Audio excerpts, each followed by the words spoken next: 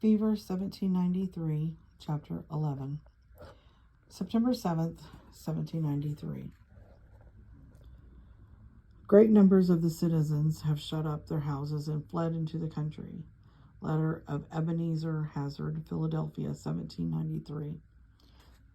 With only one half-starved horse pulling us, it took nearly an hour to be clear of the city line. The dry road was rutted from the wagons and carriages which had fled before us. The insects were vicious. I smacked them on my arms and legs until my skin stung. Grandfather took out his handkerchief and mopped sweat off his face and neck. I waved away a mosquito that buzzed in my ear.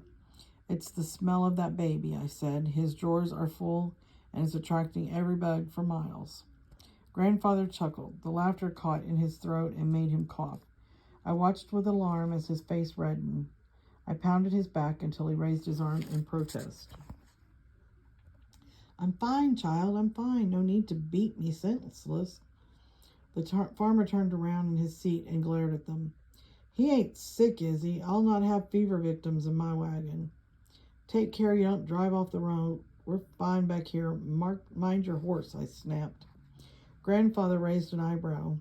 "You're turning into a regular scold, Matty Cook. You sound like your mother ordering menfolk around." "Some menfolk need ordering." "That they do." He straightened his legs as best he could between the baskets and clothing bundles. "I suppose we enjoy our carriage ride in the country. It would hardly be proper to remove my coat, but if I can beg my lady's indulgence, I will unfasten a button or two." His stiff fingers fumbled with the pewter buttons until they released, and he could breathe with ease. "There," he sighed. "That's better. It's time to review your soldiering lessons." I groaned. From my crawling days, Grandfather had taught me all the tricks of the American and the British armies, and quite a few from the French. Again and again and again. It would do no good to argue. I was his captive. "A soldier needs 3 things to fight," he continued. He held up 3 fingers and waited for my response.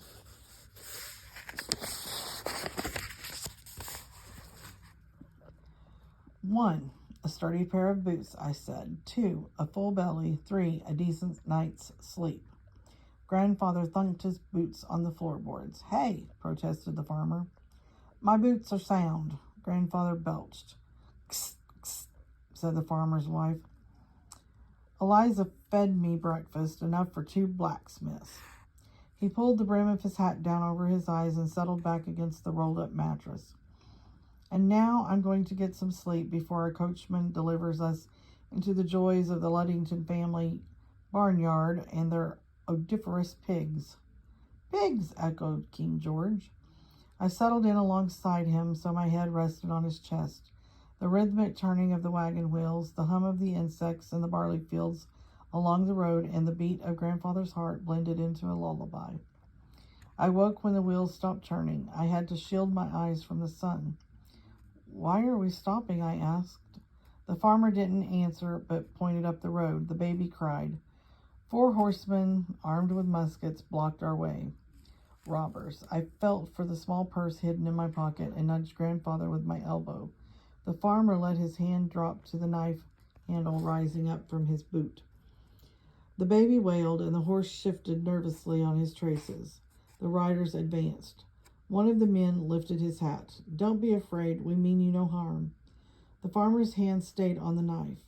"You are entering Pembroke," said a second man. "Planning on staying here?" "Just passing through," said the farmer. "I'm taking these folks on up to Gwynedd, and the wife and me are heading for her mother's in Bethlehem." "We don't have any money," said the farmer's wife. The first man took a piece of paper from under his coat. "We aren't highwaymen, ma'am. We have been authorized by the town council to keep out fever victims. I have to ask you to step down here so our doctor here can have a look at you. If you aren't sick, you can pass through town. If you are, you'll have to turn around." The farmer jumped to the ground. His wife handed their baby down to him, then hopped into the dust herself. I shook Grandfather to wake him. The doctor examined the little family, peering under their eyelids and looking down their throats. I shook Grandfather harder. Wake up, I said. There is a doctor who must see us. He didn't move. Something twisted inside me. I pinched his nose. Grandfather, I said, my voice louder. Please, wake up. Is there a problem here, miss? The doctor walked to the side of the wagon. He opened one of Grandfather's eyes with his fingers. Grandfather woke with a start. What in the name of heaven? Grandfather shouted. He broke off into a coughing fit. Water, he croaked. I looked at the men on horseback. Can he have some water, please? We have been traveling in the sun all morning. The men looked at each other and at the doctor. Grandfather stopped coughing and leaned back wearily. I'm fine, child. I can wait until we get to the farm. I seem to have contracted a summer grip. He tried to sit up straighter. No need for further delay. Off we go. The doctor stepped back and covered his mouth with his hand. Take this man back to the city, he commanded. He is infected with the disease. No, the farmer shouted. One of the horsemen turned his horse and galloped away. Nonsense, Grandfather said. There's nothing wrong. He broke off coughing again. I stared in horror, first at Grandfather, then at the doctor. You must help him. If he's sick, you must help him. The farmer grabbed me under the arms, pulled me from the wagon, and threw me onto the road. He and the doctor lifted Grandfather and deposited him beside me. King George squawked and circled above the commotion. They aren't my family, the farmer said as he motioned for his wife to climb aboard.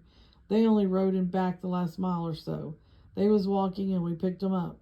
He's lying, I shouted. I don't have no fever, the farmer continued. My wife and baby are healthy.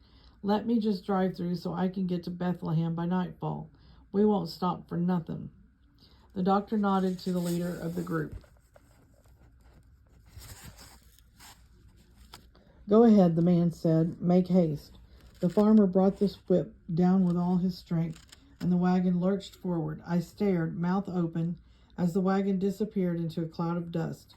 Our food, our clothing, gone. This couldn't be happening. Go back to Philadelphia, the doctor advised. There are physicians there who will treat you. You can't stay here. We can't walk, I protested. It's miles. Have you no mercy? Asked Grandfather. The leader of the group looked down on him. We have to take care of our own, sir. Grandfather glared at the man. I had never seen him so angry. He looked as if he wanted to run the man through with his sword, but he just stared. And I shall look after mine, Grandfather vowed. I shall look after mine.